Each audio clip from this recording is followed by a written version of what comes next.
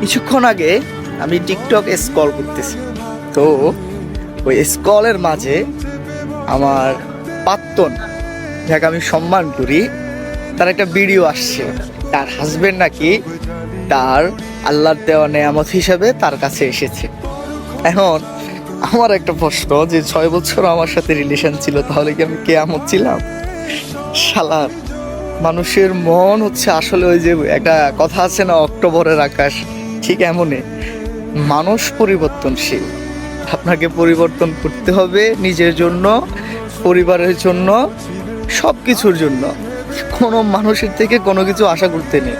Because আমি এখন happy, কেউ থাকুক না থাকুক আমি এখন হ্যাপি। আমি মানায় নিছি নিজেকে যে মানুষ প্রকৃত অর্থে স্বার্থপর।